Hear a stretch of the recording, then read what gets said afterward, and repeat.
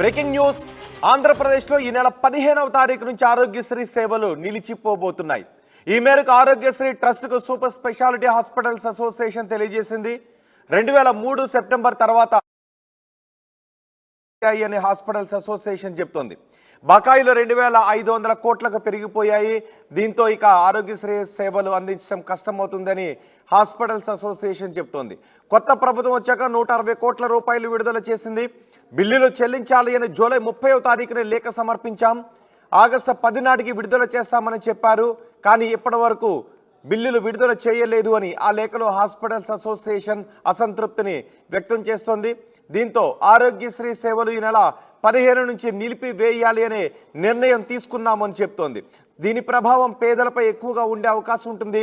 ఆరోగ్యశ్రీ సేవలు నిలిచిపోతే పేదలకు చాలా కష్టాలు ఎదుర్కొనే పరిస్థితులు ఏర్పడతాయి. పూర్తి సమాచారం మా ప్రతినిధి కృష్ణమోహన్ అందిస్తారు. కృష్ణమోహన్, హాస్పిటల్స్ అసోసియేషన్ చెప్తోంది ఆరోగ్యశ్రీ సేవలు నిలిపివేస్తాము, బకాయిలు 2500 కోట్ల రూపాయల వరకు ఉన్నాయని.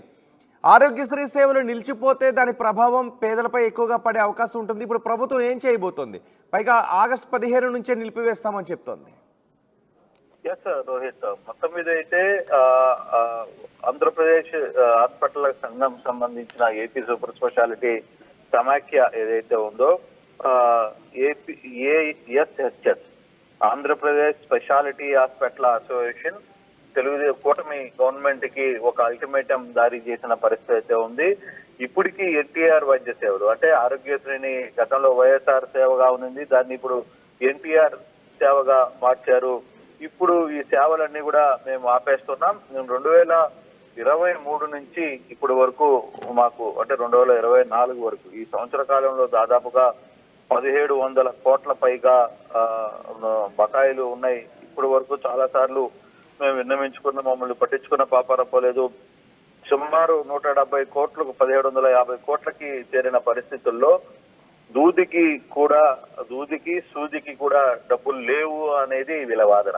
నిజంగానే రేపు ఆగస్టు 15 నుంచి ఈ నిర్ణయానికి కానీ సూపర్ స్పెషాలిటీ ఇవి కానీ నిర్ణయం తీసుకుంటే హాస్పిటల్ ఇక ఆరోగ్యశ్రీ సేవలు ఏదైతే ఎన్టీఆర్ సేవలుగా మార్చారో ఇప్పటి వరకు ఆరోగ్యశ్రీగానే జనాలకి బాగా నోటెడ్గా ఈ వ్యవస్థ ఒక్కసారిగా ఆగిపోతే మాత్రం పేదలు హాస్పిటల్లో చాలా ఇబ్బందులు పడాల్సిన పరిస్థితి అయితే ఉంది.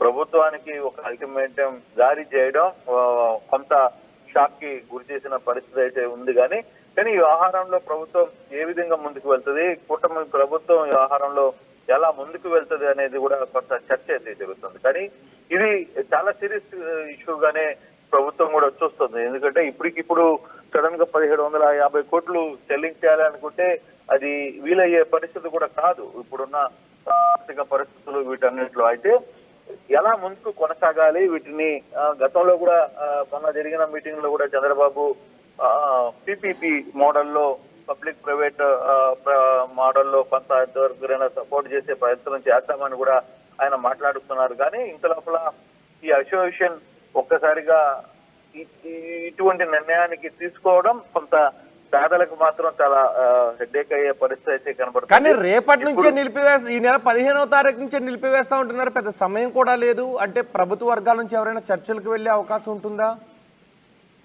బేసిక్ గా ఇప్పటికీ చంద్రబాబు ఐటీకి సంబంధించిన వ్యవహారం మీద కొంత సీరియస్ గా ఆయన డిస్కషన్ లో ఉన్నారు. దానికి సంబంధించిన విధి విధానాల మీద కొంత డిస్కషన్ అయితే నడుస్తోంది. కాబట్టి బహుశా ఈ సాయంత్రం లోపల దీనికి సంబంధించి ప్రభుత్వం ఒక కీలక ప్రకటన చేసే అవకాశం ఉంటుంది. చర్చలకి జరపడమా, లేదు ముందుగా కొంత అమౌంట్ ని అంటే ఎంతో కొంత అమౌంట్ ని రిలీజ్ చేసి ఆ అమౌంట్ ద్వారా రాపద్దు మిగతా వ్యవహారాలన్నీ కూడా మాట్లాడదామనే చర్చకి ఏమైనా వస్తారా? నిజంగానే అసోసియేషన్ కూడా రేపటి నుంచి దీన్ని ఆపేసే పరిస్థితి ఉంటుందా? లేదు ఒకవేళ అంత సీరియస్ డెసిషన్ కానీ తీసుకునే పరిస్థితే ప్రభుత్వం కూడా కొంత సీరియస్ గా వాళ్ళ మీద దృష్టి పెట్టే పరిస్థితి కూడా ఉంది. సో అటువంటి నేపథ్యంలో ఎంతవరకు చర్చలు సాగుతాయి? లేదు ఈ రోజు సాయంత్రం లోపల కొంత సమాచారం అందుతోంది, సాయంత్రం లోపల ముఖ్యమంత్రి ఒక నిర్ణయానికి తీసుకుని వచ్చే ప్రయత్నం చేస్తారు అని. అయితే ఇప్పటి వరకు ఇది ముఖ్యమంత్రి టేబుల్ మీదకి పోలేదు అని చెప్తున్నారు. బహుశా మరి కాసేపట్లో ఇప్పటికీ ఐటీ శాఖ మంత్రి అందరితో రివ్యూ జరుగుతోంది కాబట్టి అది అయిన వెంటనే దీనికి సంబంధించిన ఇష్యూని ముఖ్యమంత్రి దృష్టికి తీసుకువెళ్తారు. తీసుకువెళ్ళిన తర్వాత ఎన్టీఆర్ సేవల్ని ఏ విధంగా ముందుకు తీసుకెళ్లాలి, ప్రస్తుతం అసోసియేషన్ పెడుతున్న డిమాండ్ అని ఏ విధంగా సంతృప్తి పరచాలి, అంటే ఒక్కసారిగా 1750 కోట్లు చెల్లింపులు జరపాలి అనేది వీలయ్యే పని కాదు, సాధ్యం కూడా కాదు ఇప్పుడున్న పరిస్థితుల్లో. కానీ కాకపోతే వీళ్ళకి అవసరమైన